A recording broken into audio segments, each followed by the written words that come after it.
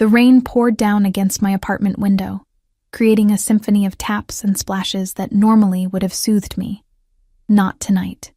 Tonight, the storm outside only mirrored the chaos in my life.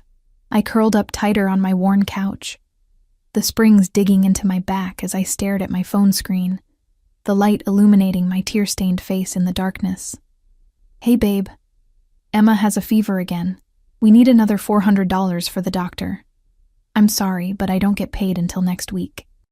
My finger hovered over the send button as guilt washed over me. Mike wasn't Emma's father. That deadbeat had disappeared the moment I told him I was pregnant, leaving me alone to raise our daughter. Mike was just the latest in a string of men who had promised to take care of us, but only ended up taking what little we had. 3 months in, and he was already borrowing money he never repaid. I hit send, then set my phone down and moved to Emma's room. My 4-year-old daughter slept fitfully, her blonde curls plastered to her forehead with sweat.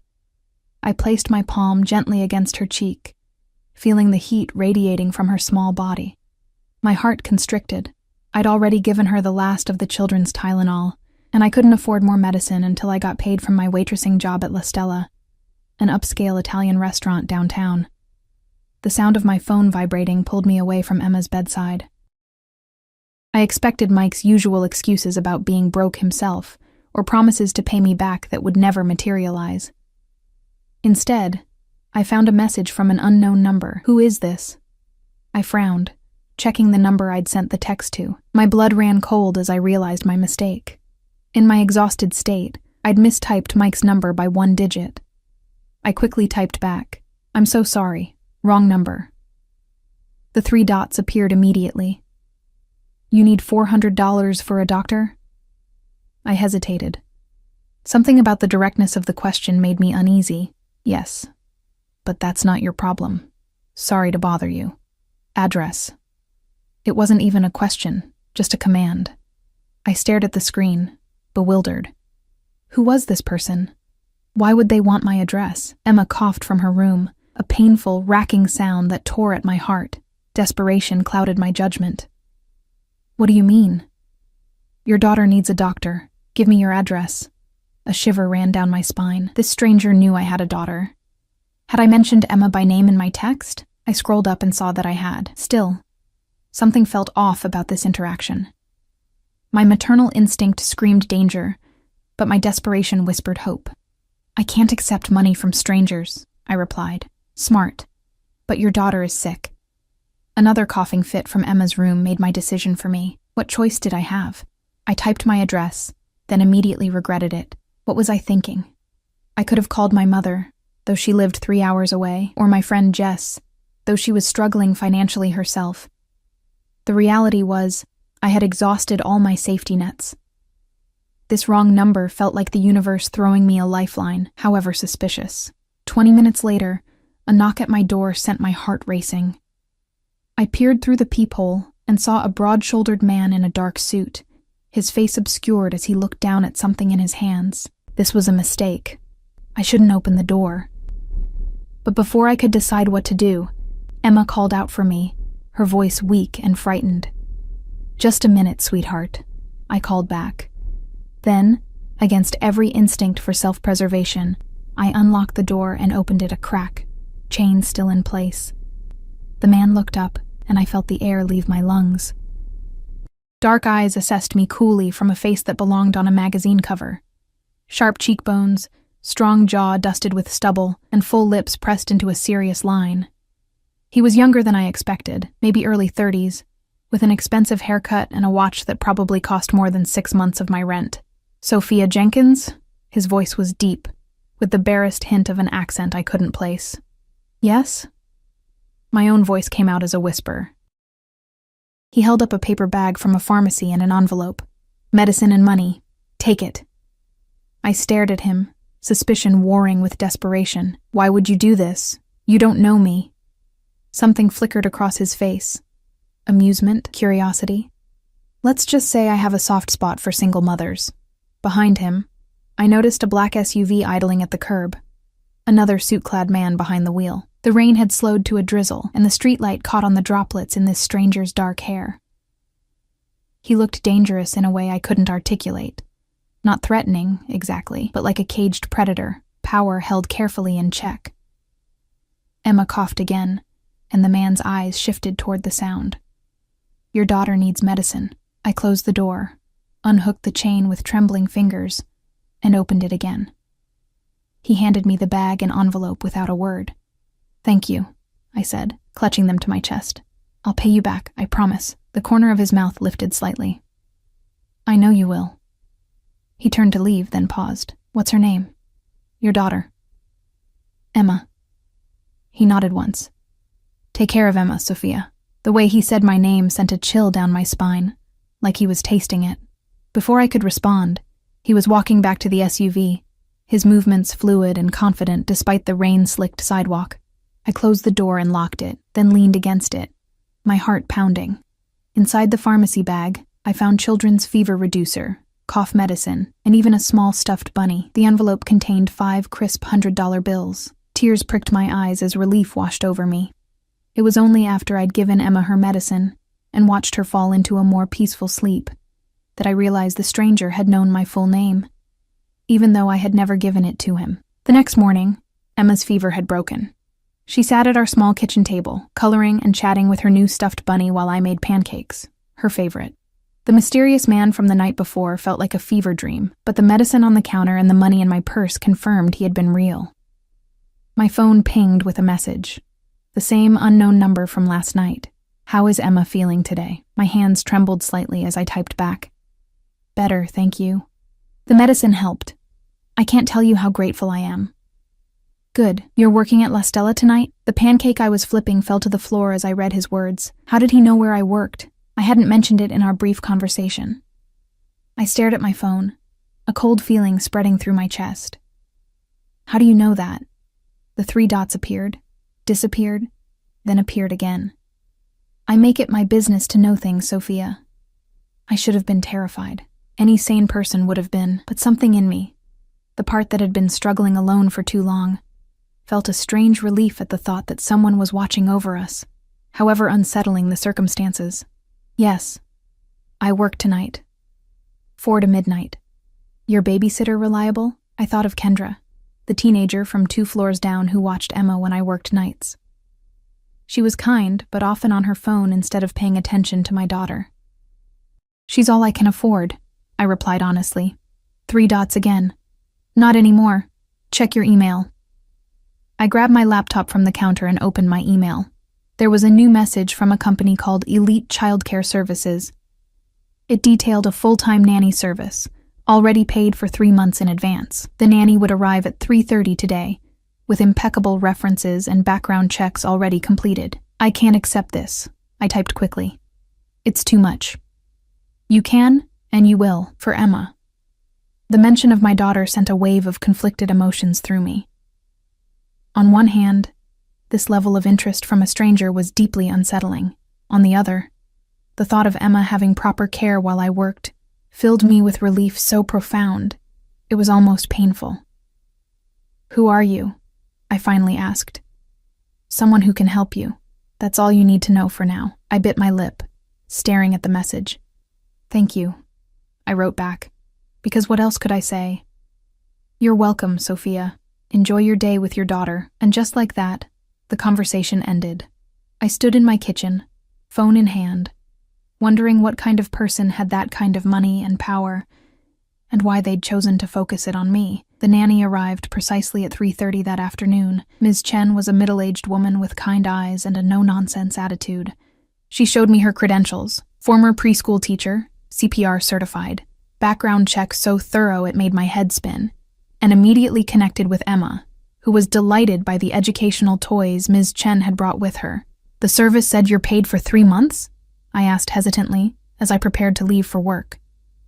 Ms. Chen nodded. "Everything is taken care of, Ms. Jenkins. Your daughter will be well looked after." As I walked to the bus stop, I tried to wrap my head around what was happening. Who was this mystery benefactor, and what would he want in return? Because in my experience, no one gave something for nothing. La Stella was busy that night, the dining room filled with the city's elite enjoying overpriced pasta and wine that cost more than my weekly grocery budget. I moved between tables with practiced efficiency, my smile firmly in place despite my distraction. It was nearly 8 when the maitre d' approached me, looking nervous. "Table 7 requested you specifically," he said, straightening his tie.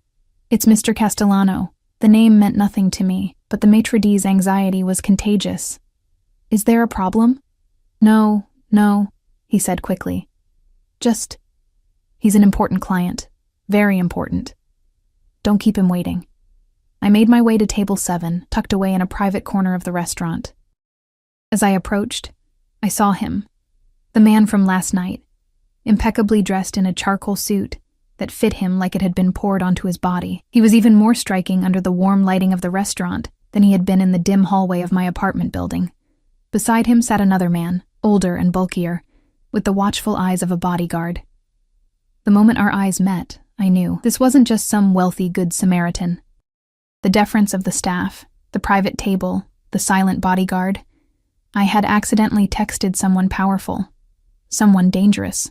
I reached the table, my heart pounding so hard I was sure he could hear it.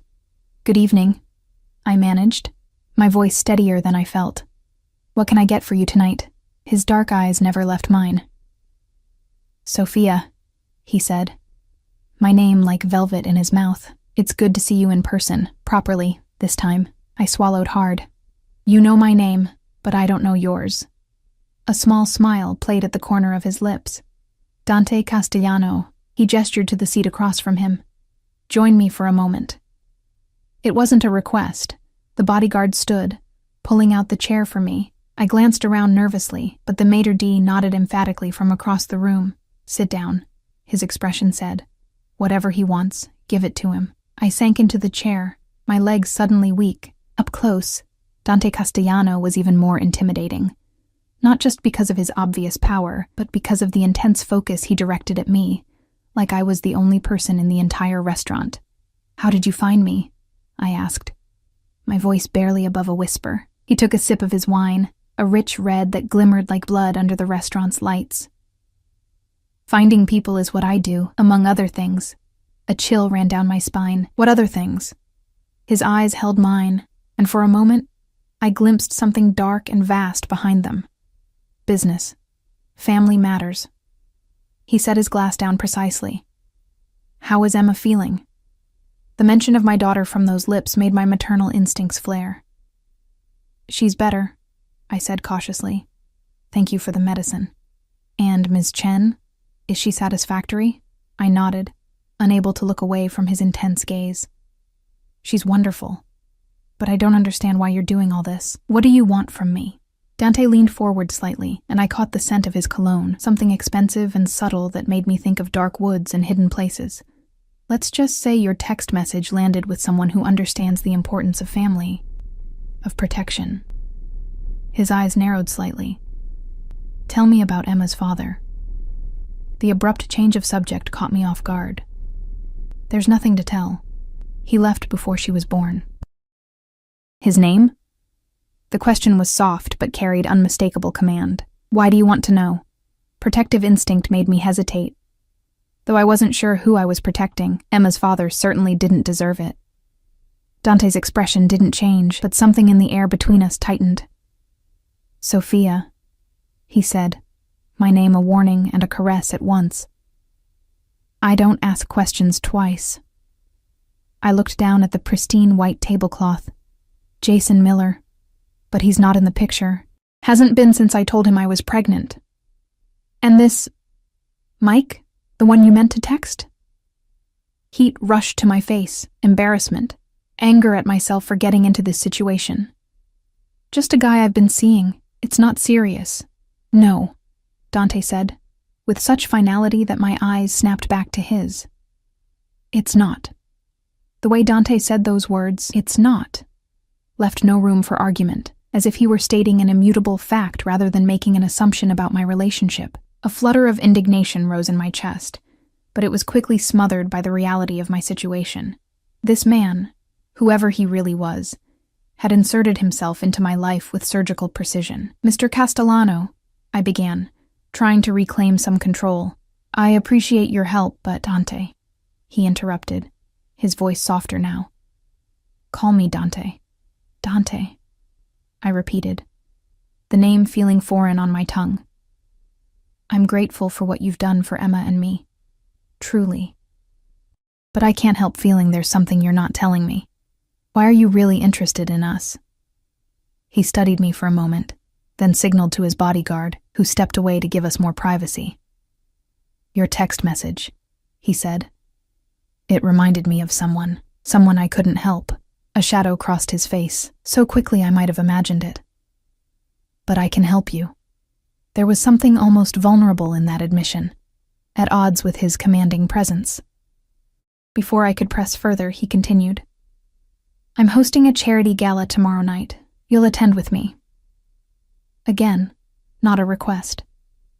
I opened my mouth to protest. I had a shift tomorrow. I had no suitable clothes. I couldn't leave Emma. But he raised his hand slightly. Ms. Chen is available. Your shift has been covered. His eyes gleamed with something like amusement. As for attire, you'll find something appropriate delivered to your apartment tomorrow morning. You can't just rearrange my life, I said, finding my voice at last. You don't even know me. But I'd like to. The intensity of his gaze made my breath catch. I find you intriguing, Sophia Jenkins. A woman who would do anything for her child, who works 2 jobs and still struggles, who accidentally texts a stranger rather than ask her deadbeat boyfriend for help again. He leaned forward slightly. I want to know more. I should have been frightened. I should have stood up and walked away, but there was something in his eyes, not just power and command, but genuine interest, and maybe even a hint of respect. It had been so long since anyone had looked at me like I mattered. I have tables to serve, I said finally, not agreeing to his invitation, but not refusing it either. He nodded, accepting the deflection. Of course, 7 o'clock tomorrow. A car will pick you up. I stood on shaky legs, feeling his eyes on me as I walked away. The rest of my shift passed in a blur of confused thoughts and racing heartbeats. Who was Dante Castellano? Why had my misdirected text sparked such interest? And why couldn't I stop thinking about the intensity of his gaze? When I arrived home just after midnight, Ms. Chen was reading in the living room. Emma was fast asleep, she reported, and had been cheerful all evening, no fever, good appetite. The apartment was spotless. Dinner leftovers were in the fridge, and Emma's favorite outfit was laid out for tomorrow. Mr. Castellano called, she added as she gathered her things to leave. He said to tell you that the car will arrive at 6:30, not 7, so he'd already assumed I would accept his invitation. I frowned, torn between irritation at his presumption and a flutter of anticipation I didn't want to acknowledge. I couldn't sleep that night. I kept replaying our interaction, the commanding presence that filled the room, the way his accent thickened slightly when he said my name. I thought about Mike, too. Unreliable. Selfish Mike, who hadn't even bothered to text back about Emma being sick. The contrast between the 2 men couldn't have been starker. Morning came too soon. Emma bounced into my room at dawn, her fever completely gone, chattering excitedly about Ms. Chen and the new toys they'd played with. The relief of seeing her healthy washed over me like a wave, temporarily pushing away my confusion about Dante Castellano. As promised, a delivery arrived mid-morning. The box was elegant, cream-colored with a gold-embossed logo I didn't recognize. Inside, nestled in tissue paper, lay the most beautiful dress I'd ever seen. Midnight blue silk that shimmered like the night sky, with a modest neckline and a cut that would hug curves I'd forgotten I had after years of baggy waitress uniforms and cheap jeans. Beneath it were matching shoes, a delicate clutch, and a velvet box containing a simple but elegant sapphire pendant. I stared at the contents, running my fingers over the silk in disbelief. The dress alone probably cost more than 3 months' rent. There was a note, handwritten on thick cardstock. Blue to match your eyes, D. How did he know the color of my eyes? We'd met twice, briefly, in dim lighting. The thought that he'd noticed such a detail sent a shiver through me that wasn't entirely unpleasant. When Ms. Chen arrived in the afternoon, she brought another surprise. A stylist and makeup artist who transformed my apartment's tiny bathroom into an improvised salon. They worked on me for hours, turning my usually frizzy brown hair into soft waves and applying makeup that enhanced rather than masked my features. The woman I saw in the mirror afterward was both strange and familiar, like a version of myself from an alternate reality where life had been kinder. "Mommy, you look like a princess," Emma gasped when she saw me, her eyes wide with wonder. I crouched down carefully in the beautiful dress. "Thank you, baby. Ms. Chen is going to stay with you tonight while Mommy goes to a work thing." "With the man who brought Mr. Bunny?" Emma asked, clutching the stuffed rabbit Dante had included with the medicine. I blinked in surprise. "How do you know about him?" Emma smiled. "He called Ms. Chen's phone to talk to me. He asked if I liked Mr. Bunny and if I was feeling better. He has a nice voice." A cold feeling spread through my chest. Dante had spoken to my daughter without my knowledge or permission. The boundary he'd crossed sent alarm bells ringing in my head, yet Emma seemed entirely untroubled by the interaction, pleased even. Before I could process this new information, a text arrived. "Car outside." I kissed Emma goodbye, made Ms. Chen promise to call if anything happened, and stepped out into the evening air. A sleek black car waited at the curb, a driver in a dark suit holding the door open for me. As I slid into the plush leather interior, I caught a glimpse of my reflection in the window and barely recognized myself. The car glided through the city streets, eventually turning onto a private drive that wound up into the hills overlooking the skyline.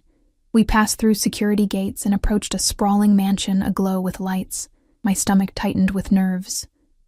I didn't belong here, among the wealthy and powerful. What was I doing? The car stopped at the entrance, where Dante stood waiting. He wore a tuxedo that made him look even more devastatingly handsome than before. His dark hair slicked back, his posture emanating authority. His eyes widened slightly as I emerged from the car, a reaction so subtle I might have missed it if I hadn't been watching him so closely. "Sophia," he said, extending his hand to me. "You look beautiful." His touch sent electricity through my skin. "Thank you for the dress," I replied. "It's too much." "It's exactly enough," he countered, placing my hand in the crook of his arm and leading me toward the entrance. "You deserve beautiful things." The interior of the mansion was opulent beyond anything I'd ever seen. Crystal chandeliers, marble floors, priceless art on the walls. Waitstaff circulated with champagne and hors d'oeuvres, while string musicians played in a corner. The guests were clearly the elite of the city. I recognized a few faces from magazine covers and news reports. "Who are all these people?" I whispered to Dante as he guided me through the crowd, his hand a warm presence at the small of my back. "Business associates, politicians, people who owe me favors." His mouth curved into a small smile. "Don't worry. You're the most interesting person here." I felt eyes on us as we moved through the room. Curious, speculative glances that followed our progress. Dante introduced me to a few people, important names I immediately forgot in my nervousness. He kept me close, his hand never leaving my back, as if staking a claim. We eventually reached a quieter area, a private terrace overlooking the city lights spread below like scattered diamonds. Dante dismissed the security personnel with a nod, leaving us alone. "You've been quiet," he observed, handing me a glass of champagne. "Having second thoughts about accompanying me tonight?" I took a sip, the bubbles dancing on my tongue. "I'm having third and fourth thoughts, actually. I don't belong in this world, Dante. And what world do you think I belong in?" His tone was curious rather than offended.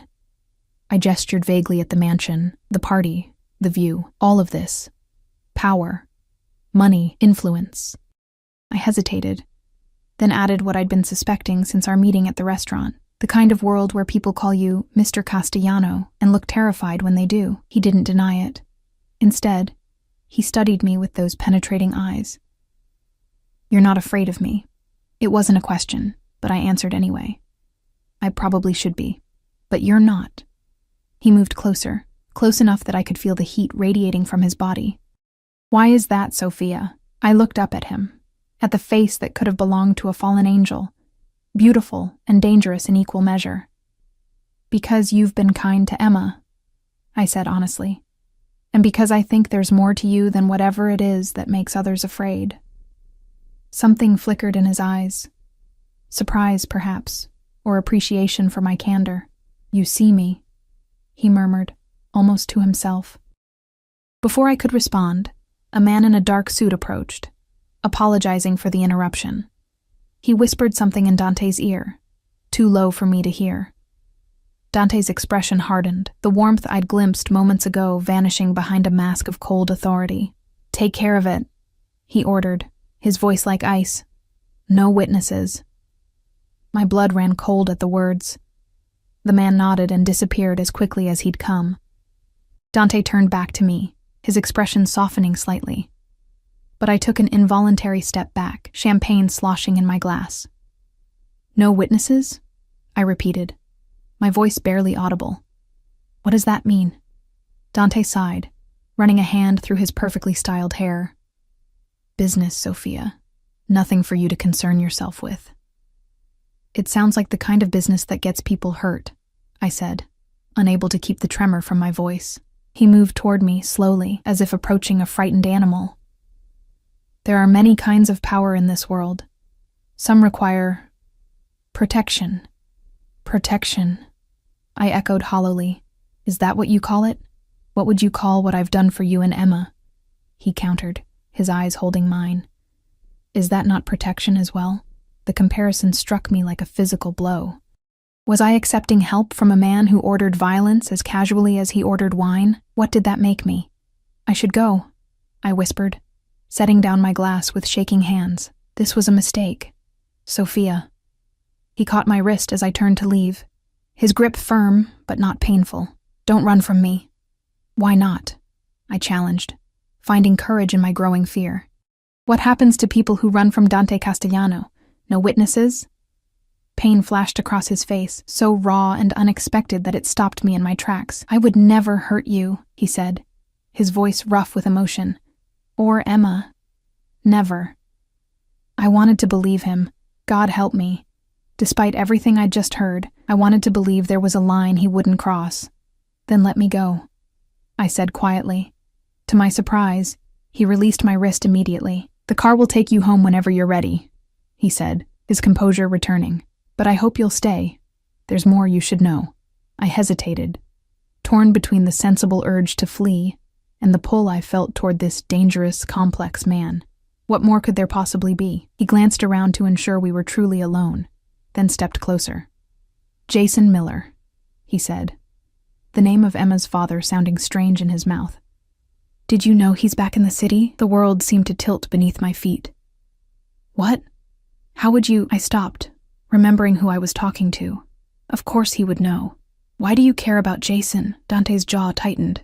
"Because he's involved with people who are dangerous, Sophia. People who don't care who gets hurt in their business dealings. People who might remember he has a daughter somewhere." Fear gripped my heart, different from my fear of Dante, deeper, more primal. Fear for Emma. "Are you saying Emma could be in danger? Because of Jason?" "I'm saying," Dante replied carefully, "that the protection I've extended to you and Emma isn't just charity or interest. It's necessary." The world seemed to contract around me, narrowing to this moment, this revelation. "Tell me everything," I demanded, my voice steadier than I felt. Dante led me to a secluded bench on the terrace, positioning himself between me and the party inside, as if physically shielding me from the world beyond. "Jason Miller isn't just Emma's absent father," Dante began, his voice low. "He works for the Vasquez family. Even I, in my sheltered existence, knew that name. The Vasquez cartel had been in the news for years. Drugs, weapons, human trafficking. They operated mostly across the border, but had tendrils stretching into our city. As what? Some kind of dealer?" I asked, trying to reconcile this information with the Jason I had known. Selfish and irresponsible, but not a criminal mastermind. "As an accountant," Dante replied, his mouth twisting with contempt. "He launders their money, helps them invest in legitimate businesses, makes them look respectable." I shook my head in disbelief. Jason was studying finance when we met, but he could barely balance his own checkbook. "How could he possibly work for—" "People change," Dante interrupted, "especially when the money is good, and Jason's gotten very good at what he does. So good that he's attracted attention from both sides of the law." A horrible thought struck me. Is that why you've been helping us? To get to Jason through me? The idea that my misdirected text had been nothing but convenient timing made my stomach turn. Dante's eyes flashed. "No. My interest in you has nothing to do with him." "Then what?" Because if Emma's in danger because of Jason, I need to know everything. He hesitated, seeming to weigh his words carefully. The Vasquez organization is under pressure. Law enforcement on one side, rival organizations on the other. They're desperate, making mistakes, and desperate people look for leverage. Leverage, I repeated, the word tasting bitter. You mean Emma? Jason never mentioned having a daughter, Dante said, confirming my suspicion. But recently he's been asking questions, making inquiries about you, your location, your situation. Cold dread spread through me. After 5 years of nothing? Why now? Because the Vasquez family is looking for insurance policies, ways to ensure their key people stay loyal when things get difficult. Dante's expression darkened. Family members make excellent insurance. My head spun with the implications. So you're saying Jason might try to, what? Take Emma? Use her somehow? Or the Vasquez family might. Either way, it puts both of you at risk. Dante reached for my hand, his touch surprisingly gentle for someone who radiated such power. The night you texted me by mistake, I was already having Jason watched. When I saw your name in the message, I connected the dots. I pulled my hand away, needing distance to think clearly. So this whole thing, the money, the nanny, this dress, it's all just because I accidentally texted someone who happens to be watching my ex? Dante's expression remained impassive, but something flashed in his eyes. Hurt, perhaps. The coincidence of your text is what brought you to my attention, yes. My continuing interest is something else entirely. The intensity of his gaze made me look away. And what exactly is your interest, Dante?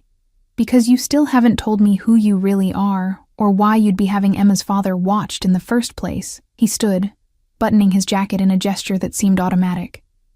Walk with me. I followed him along a winding path through immaculate gardens, security personnel appearing and disappearing at a respectful distance. The night air was cool against my bare shoulders, and I suppressed a shiver. You asked who I am, Dante said at last. I'm the head of the Castellano family. We have business interests across the city, real estate, shipping, hospitality. Business interests, I echoed skeptically. Is that what you call it? A small smile played at the corner of his mouth. What would you call it? The Mafia, I said bluntly, no longer afraid to name what I'd suspected since our meeting at the restaurant. You're a mob boss. He inclined his head slightly, neither confirming nor denying. My family has protected this territory for 3 generations. The Vasquez organization wants to expand their operation here. I've been discouraging them. The pieces suddenly clicked into place. So Emma's father works for your enemies? Yes. And I accidentally texted you, of all people? Yes. I stopped walking, trying to absorb the cosmic joke that fate had played on me. And now you're what? Protecting us from them? Or using us as pawns in your war? Dante turned to face me, his expression grave. I don't use children as pawns, Sophia. Ever. That's a line I don't cross. Something in his voice, a rawness that hadn't been there before, made me believe him. So what happens now? I asked quietly. Now I continue to ensure your safety. Both of you. He stepped closer, close enough that I could see the faint scar above his left eyebrow. Smell the subtle cologne that seemed to be part of him. Unless you want me to stop. I knew I should say yes, tell him to back off, figure out some way to protect Emma on my own. But the thought of facing Jason or the people he worked for without Dante's resources terrified me. Why would you do this for us? I whispered. What do you get out of it? His eyes searched mine. At first it was strategic. Keep you away from Miller, monitor the situation. He paused, and something in his expression shifted, became more personal. Now, I find myself invested in your well-being. Both of yours. Why? I pressed. Because you're different, Sophia. He reached out, brushing a strand of hair from my face with a touch so gentle it made me tremble. You look at me and see the man, not just what I represent. You challenge me. You're not afraid. I should be, I murmured. Perhaps.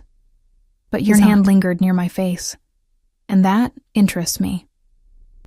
The air between us seemed to crackle with tension. I was acutely aware of his proximity. of the power he emanated, and of my own inexplicable response to it. I should have been repelled, horrified even, but instead I felt drawn to him like a moth to flame. A discreet cough interrupted the moment. The same man who had spoken to Dante earlier had returned, hovering at a respectful distance. "What is it, Antonio?" Dante asked, not taking his eyes off me. "It's been handled, sir, but there's another matter requiring your attention. Inside." Dante nodded, dismissing him with a gesture. "I need to attend to this," he said to me, regret evident in his tone. "Will you wait?" I nodded, not trusting myself to speak. As he walked away, I sank onto a nearby bench, my thoughts in chaos. I had stumbled into a world I barely understood, with dangers I couldn't fully comprehend. And at the center of it all was Dante Castellano, a criminal, a protector, a contradiction I couldn't resolve. I pulled out my phone to check on Emma. Ms. Chen answered immediately, assuring me that everything was fine. Emma was asleep. The apartment was secure. I could hear the soft sound of classical music in the background.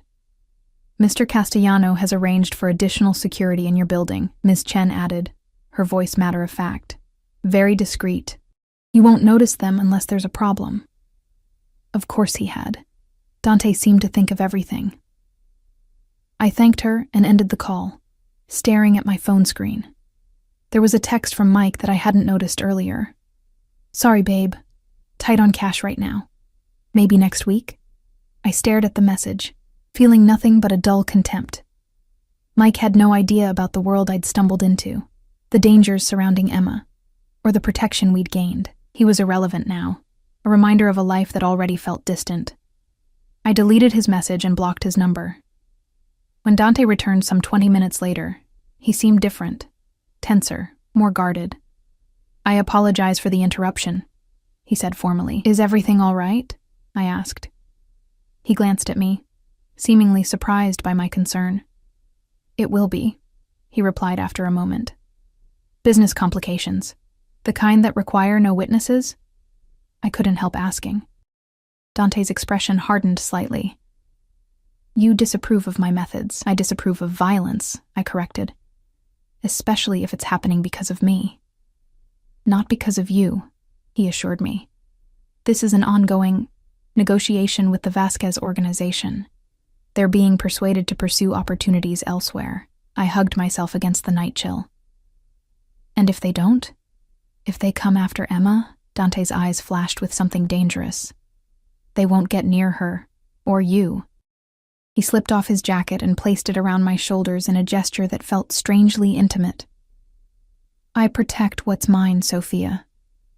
The possessive statement should have alarmed me. Instead, it sent a forbidden thrill through my body. "I'm not yours," I said, though the words lacked conviction. He smiled, a predator's smile that made my heart race. "Aren't you? The moment you texted me, the moment I saw you at your door with your daughter sick inside, something changed. For both of us." He was right, though I was reluctant to admit it. Something had changed that night. A door had opened between two worlds, and I had stepped through it, perhaps irrevocably. "I should go home," I said, pulling his jacket tighter around me. "Emma might wake up and wonder where I am." Dante nodded, accepting my deflection. "Of course. My driver will take you." As we walked back toward the house, he kept a respectful distance, no longer touching me, but I could feel his presence like a physical force, drawing me in even as my better judgment urged caution. The car ride back to my apartment was silent, my thoughts too turbulent for conversation. Dante had insisted on accompanying me, sitting across from me in the spacious back seat, his eyes occasionally meeting mine in the darkness. When we arrived, he escorted me to my door, his security team remaining discreetly by the car. In the dim hallway of my building, with his jacket still around my shoulders, I felt the strange unreality of the situation. The midnight blue dress, the sapphires at my throat, the mob boss standing outside the apartment I could barely afford. "Thank you for tonight," I said awkwardly, slipping off his jacket and handing it back to him. "Keep it," he said. "It's cold in your apartment." The casual observation, accurate but impossible for him to know unless he'd been in my apartment while I was gone, reminded me of how much power he wielded. how easily he could insert himself into my life. "Have you been watching me?" I asked directly. He didn't deny it. "Protecting you," he corrected. "There's a difference." "Is there?" I challenged, finding courage in the familiar surroundings of my own hallway. Dante stepped closer, and I felt my back press against my door. "Yes," he said softly. "Watching is passive, protection is active. It requires intervention, commitment." His eyes held mine. "I'm very committed to your safety, Sophia." His proximity was overwhelming, his scent enveloping me. For a wild moment I thought he might kiss me, and even wilder. I wanted him to. But he only reached past me to open my door with a key I hadn't given him. "Ms. Chen will be here until noon tomorrow," he said, his voice regaining its businesslike tone. "I've taken the liberty of enrolling Emma in a better preschool, one with proper security. The details are inside." I should have been angry at his presumption, but all I felt was a confused gratitude. "Dante," I began, not sure what I wanted to say. He waited, his expression unreadable. "I don't know how to navigate this," I admitted finally. "Any of it." His face softened slightly. "You don't have to navigate it alone anymore." He reached out, his fingers brushing my cheek in a touch so light I might have imagined it. "Good night, Sophia." I watched him walk away, a dark figure of power and mystery, before stepping into my apartment and closing the door. Ms. Chen nodded from the couch where she was reading, then tactfully retreated to the kitchen to give me privacy. I checked on Emma, who was sleeping peacefully, Mr. Bunny clutched to her chest. In the soft glow of her nightlight, she looked so small, so vulnerable. I thought of Jason, of the Vasquez family, of the danger Dante had described. My heart clenched with fierce maternal protectiveness. Whatever Dante Castellano was, criminal, protector, both, he had the power to keep my daughter safe. And for that, I realized with a clarity that should have frightened me, I would accept almost anything. The next few weeks passed in a surreal blur. Dante had seamlessly inserted himself into our lives, transforming them in ways both subtle and profound. Emma started at her new preschool, a prestigious place with smiling teachers, an impressive curriculum, and security measures I tried not to think about too deeply. I no longer worked at La Stella. Instead, I'd been offered an administrative position at one of Dante's legitimate businesses, with flexible hours and a salary that made me dizzy the first time I saw the figure. Our apartment had undergone mysterious improvements. A new heating system, better appliances, reinforced locks. Nothing flashy enough to attract attention, but significant upgrades nonetheless. Ms. Chen continued to care for Emma when I couldn't, becoming something between a nanny and a family member. And Dante. Dante was a constant presence at the edges of our lives. He rarely visited the apartment, maintaining a careful distance that I found both frustrating and oddly respectful. But he texted daily, checking on both of us. Sometimes he sent gifts, books for Emma, a cashmere sweater for me when the weather turned cold. Always things we needed rather than ostentatious displays of wealth. I still hadn't figured out exactly what I felt for him. Gratitude, certainly. Fascination, undeniably. And something else. Something deeper and more dangerous that stirred whenever I thought of him. It was a Tuesday afternoon when everything changed. I was at work, reviewing contracts in the office Dante had provided, when my phone rang with the school's number. "Ms. Jenkins?" The director's voice was tense. "There's been an incident involving Emma. She's fine," she added quickly, "but we need you to come immediately." My blood turned to ice. What happened? Is she hurt? She's unharmed, but upset. A man attempted to remove her from the playground. Our security intervened. The world tilted beneath me. "I'm coming right now. Don't let anyone near her." "We've already called Mr. Castellano," the director said, confirming what I had begun to suspect, that the school had been instructed to contact Dante in any emergency. "His security team is here. Emma is safe." I barely remembered the drive to the school, my mind racing with terrifying possibilities. When I arrived, the building was surrounded by sleek black SUVs. Men in suits spoke into earpieces, their eyes constantly scanning the surroundings. I was escorted inside by one of Dante's men, led to a private office where Emma sat on a small couch, clutching Mr. Bunny. Dante was kneeling before her, speaking softly. When she saw me, she launched herself into my arms with a cry. "Mommy, a bad man tried to take me." I held her tightly, my heart hammering against my ribs. "It's okay, baby. You're safe now. I've got you." Over her head, my eyes met Dante's. His expression was terrifying, cold fury barely contained beneath a calm exterior. "The man has been detained," he said quietly. "We need to talk, but not here." I nodded, understanding the layers of meaning in his words. Emma clung to me, and I stroked her hair soothingly. "Can we go home?" she asked in a small voice. Dante shook his head. "Not yet, little one. It's not safe right now, but I have a special place where you and your mom can stay for a while. There's a swimming pool and a garden. Would you like that?" Emma's eyes widened.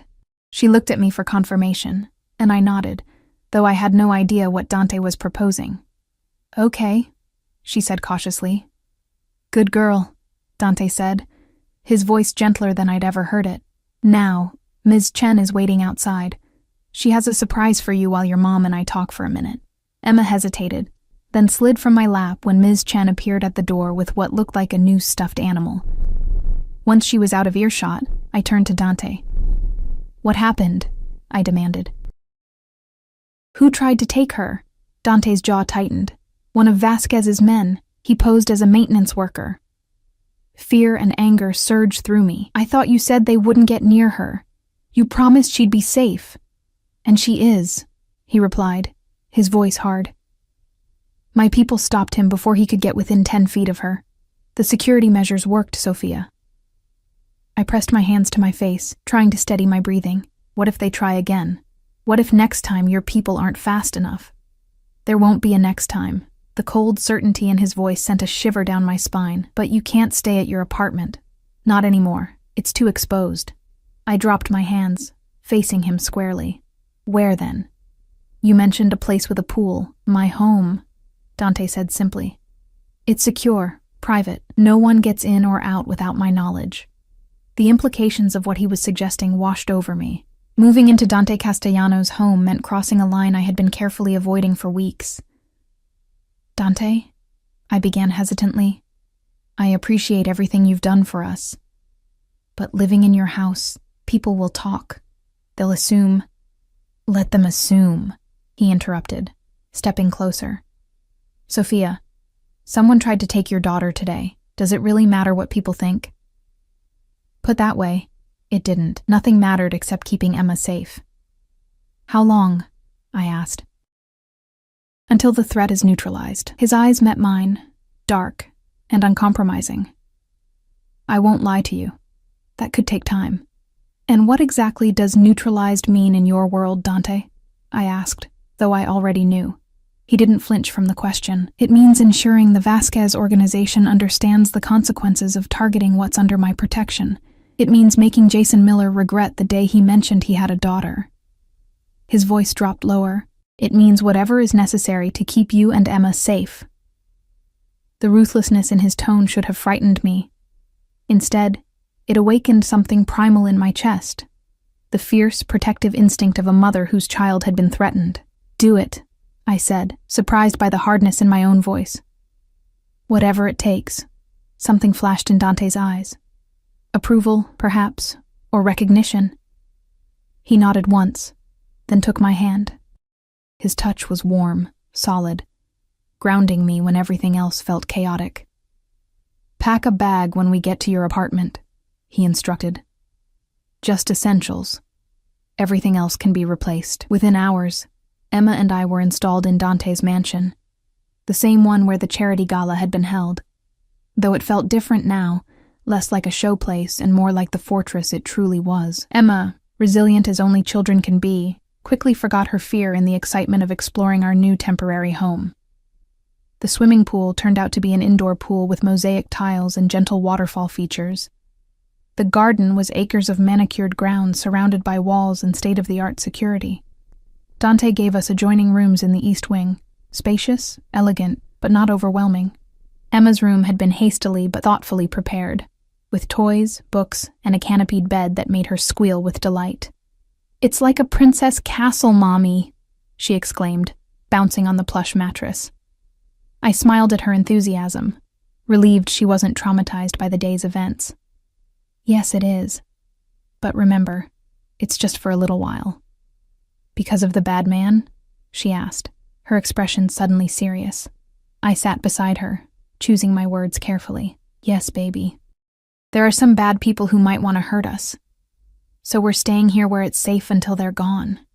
Emma nodded, processing this with the straightforward logic of a child. "Is Mr. Dante going to make the bad people go away?" The question caught me off guard. "Why do you think that?" She hugged Mr. Bunny to her chest. "Because he's strong. And he looks at you like the princes look at the princesses in my stories." Heat rushed to my face. "Emma, Mr. Dante is just helping us because he's kind." She gave me a look that was far too knowing for her 4 years. "He likes you, Mommy. A lot." Before I could formulate a response to this startling insight, Ms. Chen appeared to help Emma get ready for bed. I retreated to my own room, overwhelmed by the day's events and my daughter's perceptiveness. My room was elegantly appointed in creams and soft blues, with a balcony overlooking the gardens. On the bed lay a robe and nightgown in my size, and the bathroom was stocked with toiletries. All the brands I used, I noticed with a mixture of appreciation and unease at the thoroughness of Dante's knowledge about me. After a long shower, I changed into the provided nightgown, simple but made of silk that felt like water against my skin, and stepped onto the balcony. The night air was cool, stars visible above despite the city lights in the distance. I leaned against the railing, trying to process everything that had happened. "May I join you?" Dante's voice startled me. He stood at the doorway to my room, still in his suit, though he'd removed the tie and unbuttoned the collar. He looked tired but alert, the lines of his face more pronounced than usual. I nodded, and he stepped onto the balcony, maintaining a respectful distance. For a while, we stood in silence, looking out at the darkened gardens. "Emma's asleep?" he asked eventually. "Yes." The excitement wore her out. I turned to face him. "Have you found out anything more about the man who tried to take her?" Dante's expression hardened. "Yes." He confessed everything. I didn't ask how they'd made him confess. Some details I'd learned were better left unexamined, and it was Jason's idea, Dante said, his voice carefully controlled. He told the Vasquez family about Emma, suggested using her as leverage in their negotiations with me. The betrayal cut deeper than I would have expected. Jason had abandoned us without a backward glance, but to actively put Emma in danger? He would use his own daughter like that? Men like Jason don't see children as people, Dante said quietly. They see tools, assets, pieces to be moved in their games. Something in his tone suggested personal knowledge of such men. I wrapped my arms around myself, suddenly cold despite the mild night. "What happens now?" Dante moved closer, his presence solid and reassuring. "Now we keep you both safe here while I resolve the situation permanently." "You make it sound so simple," I murmured. "The concept is simple," he replied. "The execution, less so. But it will be done." I studied his profile in the moonlight.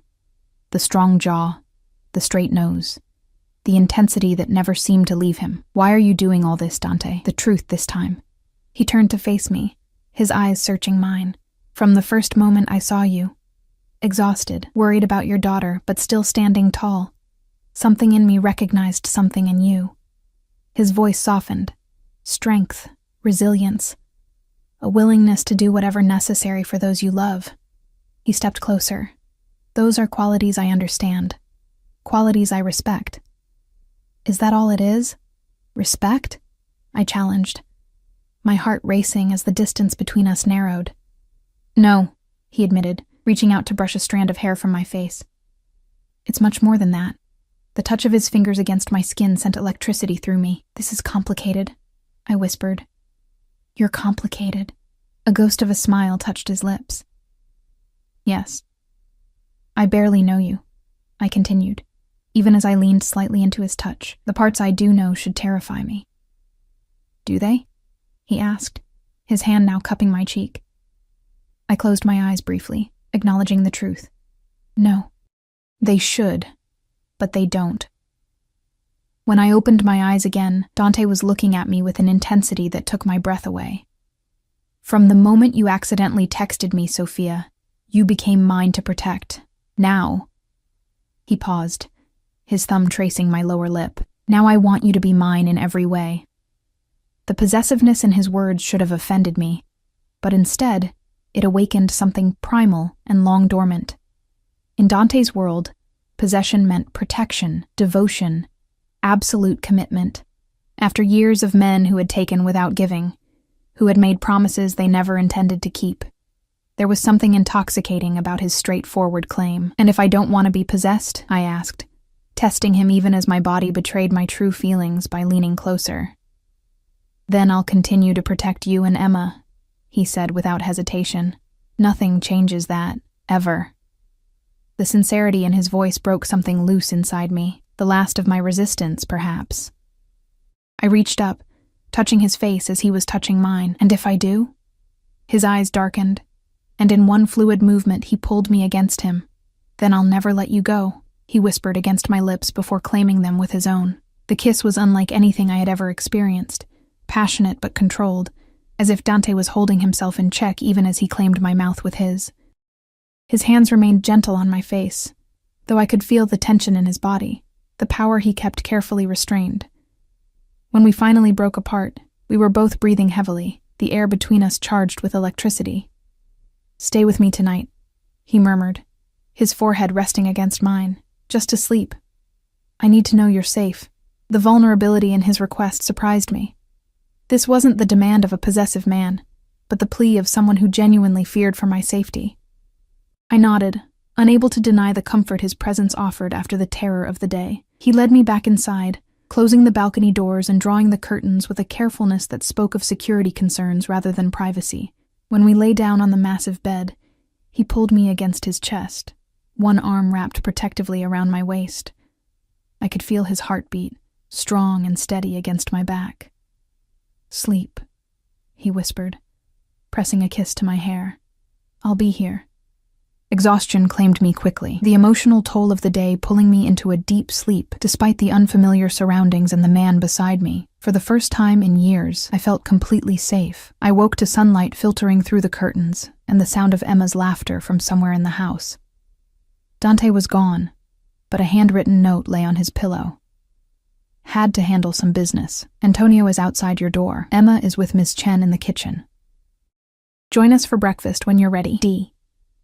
The domesticity of it struck me as I dressed in clothes that had mysteriously appeared in the closet overnight. All my size, all better quality than anything I'd owned before. This strange new life we were building felt both surreal and oddly right. When I opened my bedroom door, Antonio nodded respectfully from his post. "Good morning, Ms. Jenkins. The boss asked me to escort you to the kitchen." "Is that really necessary inside the house?" I asked, unused to such scrutiny. Antonio's expression remained professional. "Mr. Castellano's orders, ma'am. Until the situation is resolved." The situation. Such a neutral word for what was happening.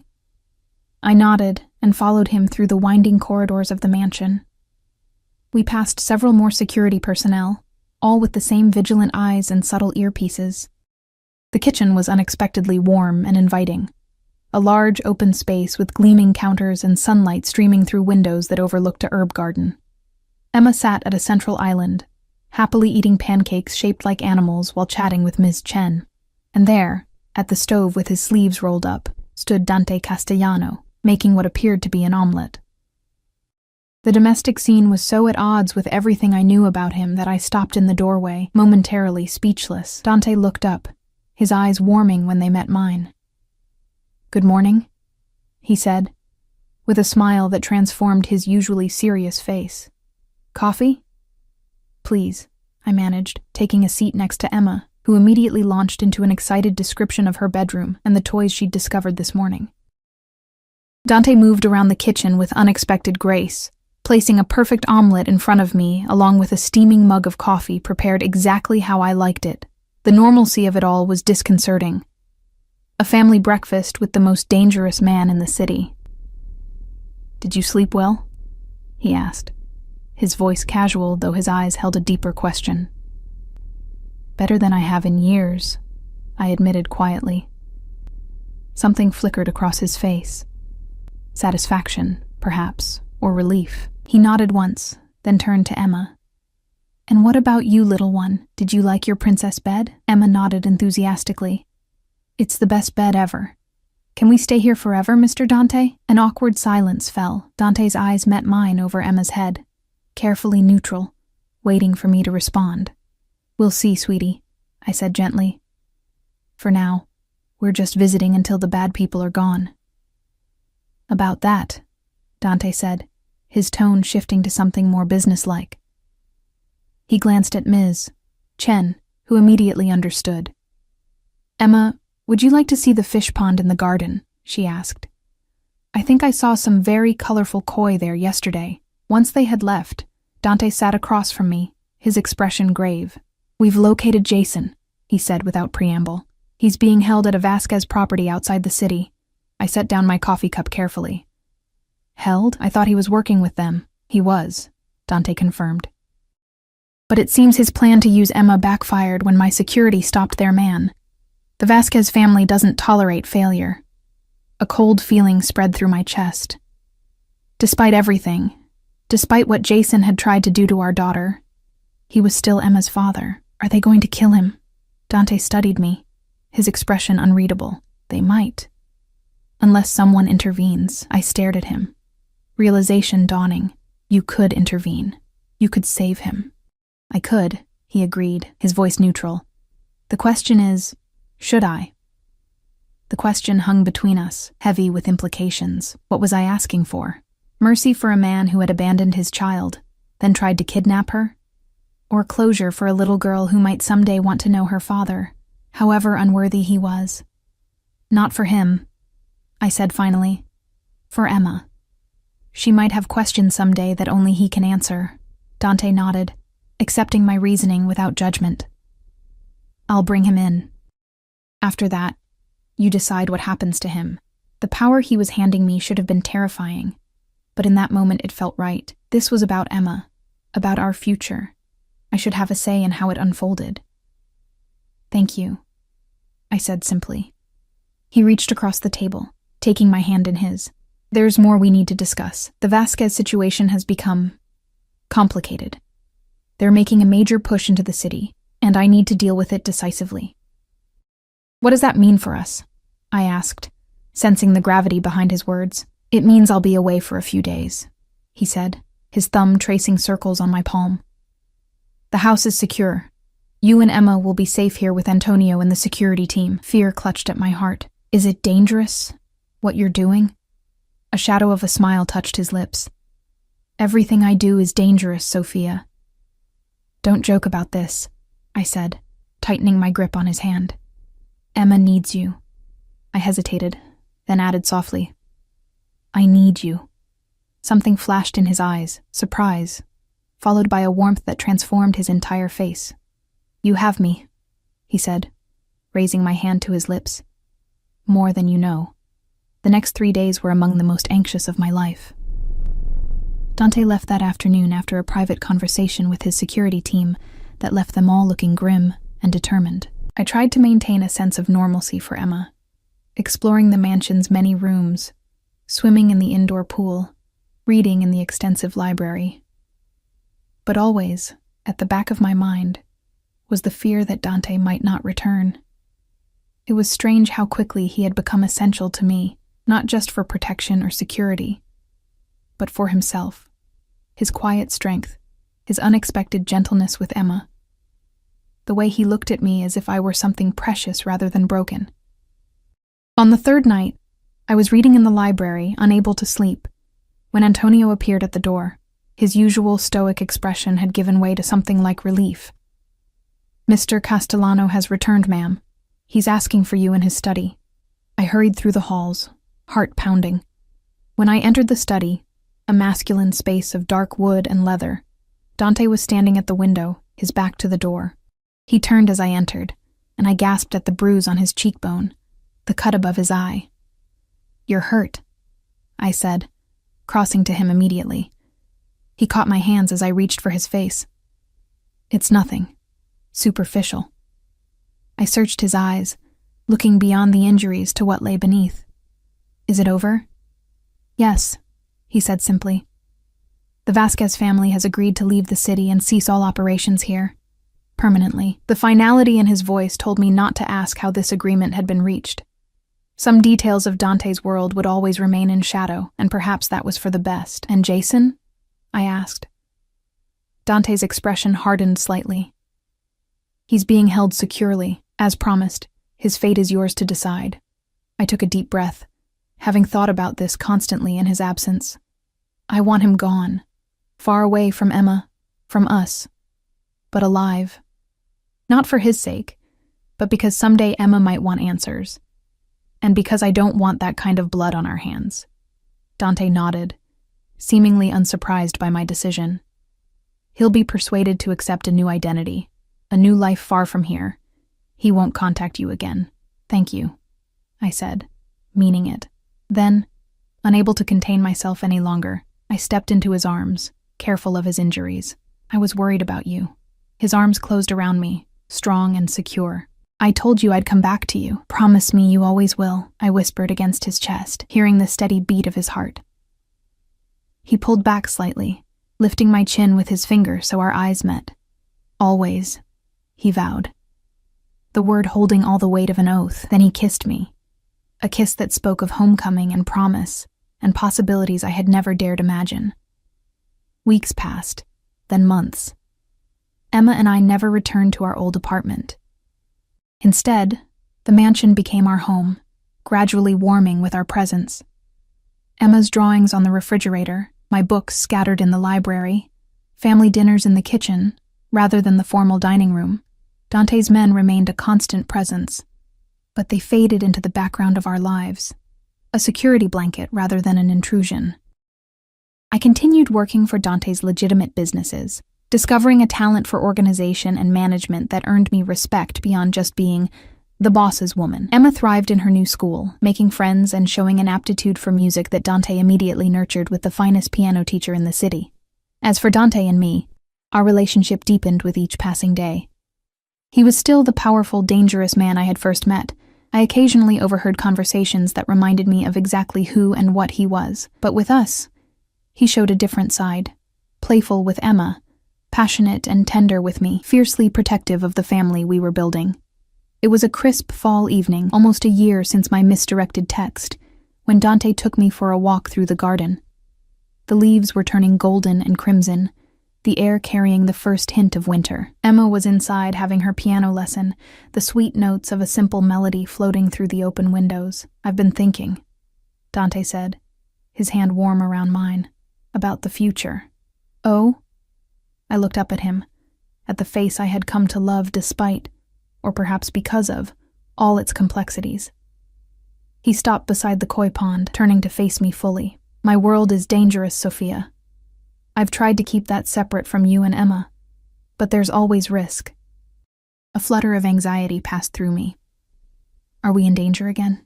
Has something happened? No, he assured me quickly. But I want to be honest with you about what life with me means. The protection will always be necessary. There will always be parts of my business that you can't know about. There will always be enemies. I touched his face gently. I know who you are, Dante. I've known since that night at the restaurant. And yet you stayed, he said, wonder in his voice. Because I see all of you, I replied. The businessman, the protector, the man who makes animal pancakes for my daughter. I choose all of it. All of you. Something shifted in his expression, a vulnerability I rarely glimpsed. I need to know that choice is permanent, Sophia. He reached into his pocket and withdrew a small velvet box. I need to know you're mine, truly mine. My breath caught as he opened the box, revealing a stunning emerald-cut diamond set in platinum. It was elegant rather than ostentatious, perfectly suited to my taste. Marry me, he said, his voice rougher than usual. Be my wife, my partner, the mother of our family. Tears pricked my eyes as the full circle of our journey hit me, from a desperate text sent to a wrong number to this moment of absolute certainty. "Yes," I whispered. "Yes, I'll marry you." The smile that broke across his face was like sunrise, rare and beautiful and worth waiting for. He slipped the ring onto my finger, then pulled me into his arms, kissing me with a tenderness that belied his strength. "Mommy, Mr. Dante." Emma's voice rang out as she ran toward us across the lawn, her piano lesson evidently finished. She skidded to a stop beside us, her eyes immediately drawn to the sparkling ring. "Is that a princess ring? Are you going to be my new daddy now?" Dante knelt down to her level, his expression serious. "Would you like that, Emma? If I became your daddy?" She considered this with the directness of childhood. "Will we still live in the castle?" He laughed, the sound rich and genuine. "Yes, little one. We'll still live in the castle. And will you still make pancakes and keep the bad men away?" His eyes met mine over her head, full of promise. "Always." Emma threw her arms around his neck. "Then yes, I want you to be my daddy." As I watched them together, this dangerous, complex man and my innocent daughter, I marveled at the strange path that had led us here. A wrong number that turned out to be exactly right. A text message that had changed everything. Life with Dante Castellano would never be simple. There would always be shadows in our world, dangers kept at bay by his power and influence. But there would also be this: love, protection, family. A man who would move heaven and earth to keep us safe. A father for Emma who would teach her strength and loyalty. A partner who saw me completely and wanted me anyway. As Dante stood, lifting Emma into his arms while reaching for my hand, I knew with absolute certainty that I had found my home. Not in a mansion or behind security systems, but with him, this beautiful, dangerous man who had become our protector, our provider, our everything. One accidental text message, one moment of desperation, and a digit entered wrong. And now, a lifetime stretching before us, complicated, sometimes dangerous, but always, always ours.